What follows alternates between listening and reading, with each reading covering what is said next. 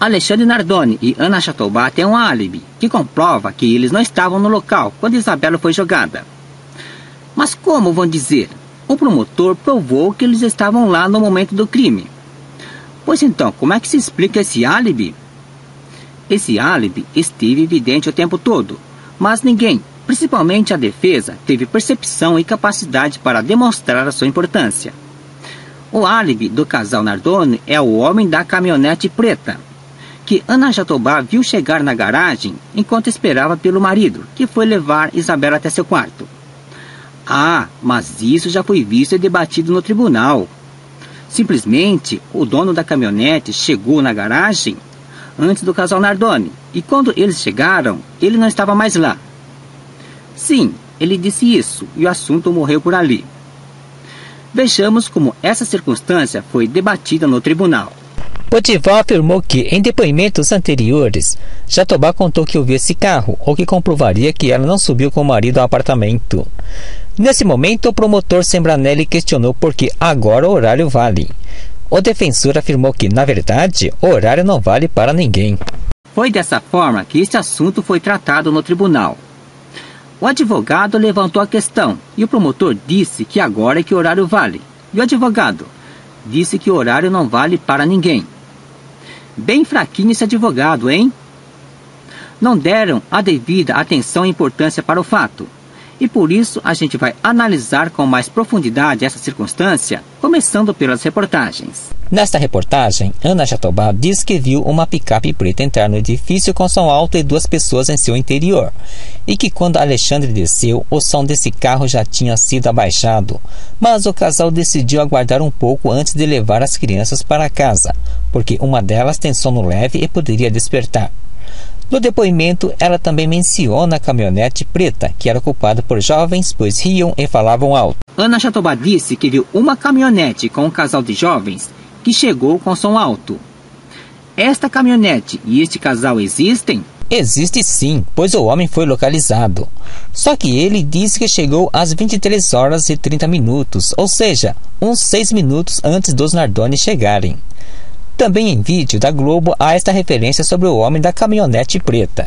Diz que esperava o marido voltar quando entrou na garagem uma caminhonete preta, com som alto. Mas, de acordo com o dono da caminhonete, ele chegou às 23h30, ouvindo música em volume médio. Não viu ninguém. Deixou a caminhonete na garagem e levou outro carro para estacionar na rua. Chegou ao apartamento dele cerca de 23h40. Surgiu aí uma questão: a divergência de horários. Ana Jatobá e Alexandre Nardoni mencionam a presença de 2 pessoas dentro de uma caminhonete na garagem. Mas esta pessoa diz que chegou 6 minutos antes e não ficou por ali. Não houve nem questionamento. Já definiram que o casal Nardoni mentiu e que o homem da caminhonete falou a verdade. Não consideraram sequer a possibilidade dele ter mentido. Esta possibilidade existe? Sim, claro. Por isso vamos analisar com mais atenção esta questão. Primeiro ponto. Ana Jatobá mencionou o homem da caminhonete preta. Ele existe sim, pois foi localizado. Segundo ponto. Ela disse que ele entrou na garagem naquela noite. Ele confirma? Sim, ele confirma. Terceiro ponto. Ela disse que entrou com o som do carro ligado. Ele confirma? Sim, ele confirma. Quarto ponto. Ela disse que ele chegou quando estava esperando Alexandre Nardoni voltar do apartamento onde tinha levado Isabela.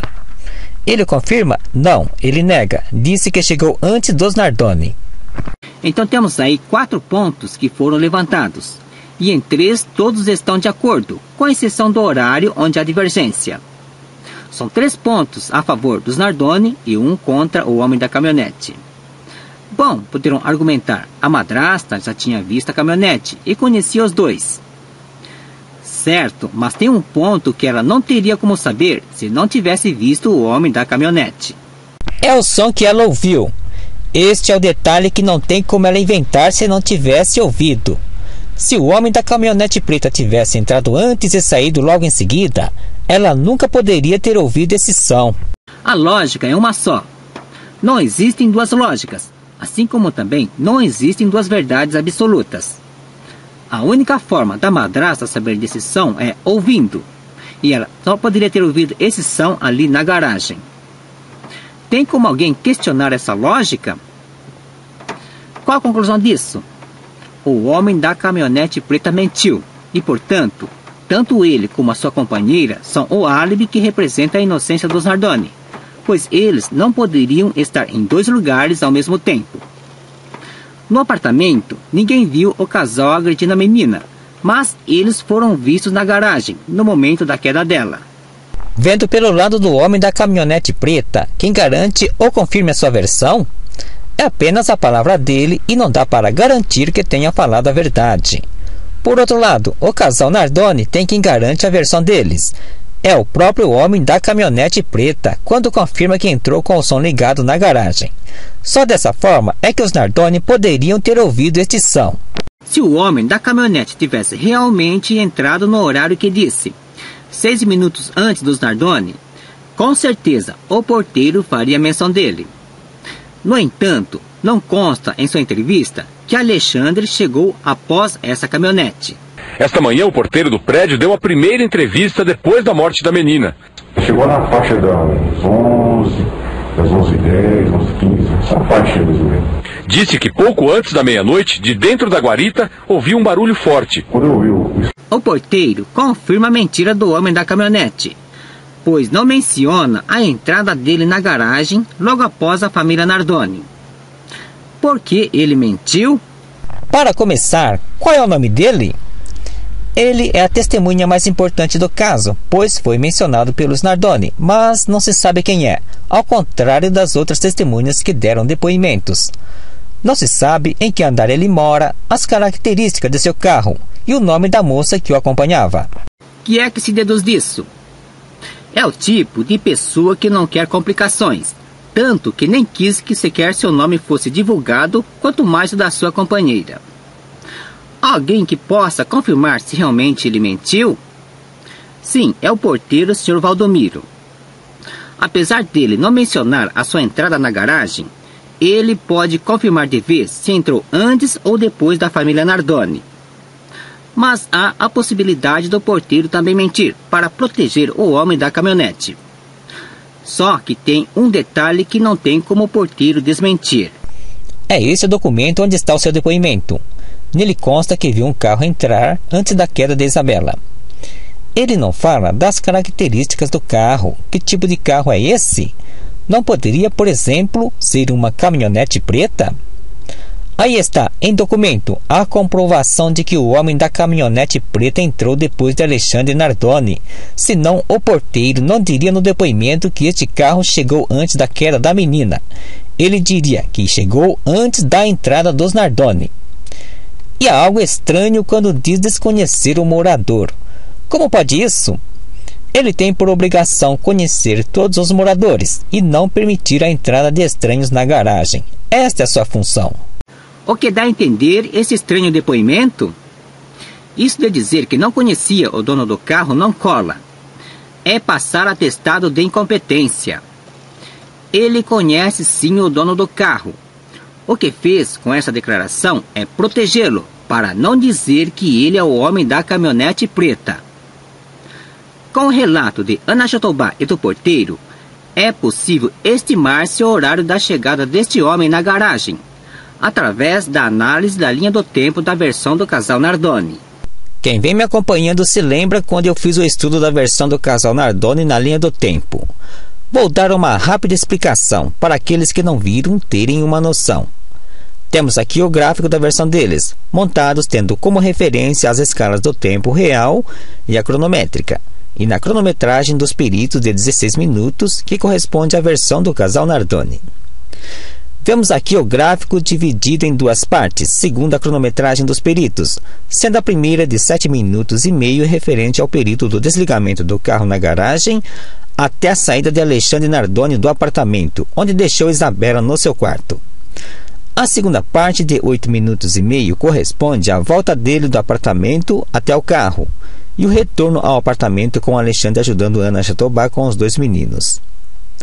Estas duas partes do gráfico acham-se subdivididas por sua vez em eventos, cada um com seus respectivos tempos, Como o primeiro que se inicia no momento do desligamento do carro, a caminhada de Alexandre com Isabela até o elevador, a subida pelo elevador, e assim vai até o último evento, da caminhada do casal com os 2 meninos, do elevador até o apartamento, que é onde termina a cronometragem dos peritos. Como Ana Jatobá não disse o horário aproximado em que a caminhonete chegou, vamos então fazer essa estimativa, tomando como referência o seu relato do porteiro, utilizando este gráfico. Pelo lado de Ana Jatobá, ela disse que no período em que seu marido foi levar Isabela até seu quarto, chegou a caminhonete preta com um casal ouvindo som alto. Analisando os eventos, então a caminhonete poderia ter chegado no 4º evento em que Alexandre sobe com a filha pelo elevador, ou no 5º evento da caminhada do elevador até o apartamento, ou então no 6º evento, que é onde ele ficou mais tempo ajeitando a Isabela em seu quarto. É nesse evento que parece ser o mais provável que a caminhonete tenha chegado. Pelo lado do porteiro, chegou um carro minutos antes da queda da menina. Quando Alexandre chega à garagem, já há algum tempo a caminhonete já estava ali. Então temos de recuar pelos eventos da descida do elevador e até o período em que estavam no apartamento. O 6º evento, então, fica coerente tanto no relato de Ana Jatobá como no do porteiro. Neste evento, vou definir um ponto mais para o lado do porteiro. Este ponto nos dá uma ideia bem aproximada da chegada da caminhonete à garagem, pois, seguindo o alinhamento da guia até a escala cronométrica, vemos que ele chegou 7 minutos, mais ou menos, após Alexandre Nardoni ter desligado o carro, no relato de Ana Jatobá, e uns 6 minutos e alguns segundos antes da queda da menina, pelo depoimento do porteiro. Continuando a seguir o alinhamento da guia até a escala do tempo real, então o horário que o homem da caminhonete preta chegou foi às 23 horas e 43 minutos, mais ou menos. Este é o horário aproximado que o homem da caminhonete preta chegou na garagem naquela noite, às 23 horas e 43 minutos, e não às 23h30 que disse. E olha só, essa estimativa está bem próximo do horário que ele disse que chegou ao apartamento, que foi às 23 horas e 40 minutos. Acho que essa questão das divergências dos horários foi bem esclarecida. Há várias razões agora para acreditar que este homem mentiu. Primeiro, a lógica incontestável do som da caminhonete preta que Ana Jatobá ouviu quando estava na garagem esperando o marido, pois só teria conhecimento desse som se ouvisse, e o dono deste veículo confirmou que entrou com o som ligado naquela noite. Segundo, o homem da caminhonete preta disse que chegou 6 minutos antes dos Nardoni. Então o porteiro com certeza diria que Alexandre entrou depois dele, mas em sua entrevista ou no depoimento ele não faz nenhuma menção. Terceiro, o fato de não se informar o nome do homem da caminhonete preta, em que andar ele mora no edifício, o nome da sua companheira, as características de seu veículo, ao contrário das testemunhas que deram depoimento, demonstra que ele não queria complicações para o seu lado e por isso mentiu. Quarto, o porteiro não menciona que o homem da caminhonete preta tenha entrado antes dos Nardoni, mas consta no seu depoimento a entrada de um carro antes da queda de Isabela, ou seja, depois da entrada dos Nardoni. Quinto, o estranho depoimento do porteiro de que não conhecia o morador do carro que entrou antes da queda de Isabela. Desculpa que não cola, pois essa atitude foi não dizer que foi o homem da caminhonete preta. Sexto, o relato de Ana Jatobá de que o homem da caminhonete preta chegou depois que seu marido subiu com Isabela ao apartamento está plenamente coerente com o depoimento do porteiro de que chegou um carro antes da queda da menina. É por isso que este casal é o álibi de Alexandre Nardoni e Ana Jatobá. Todas estas considerações não deixam dúvidas de que houve um falso testemunho, que contribuiu de forma decisiva na condenação deles. Falso testemunho é crime.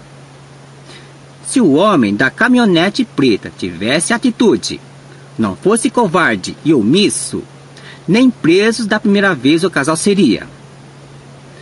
Complementando este vídeo, o próximo será a testemunha oculta.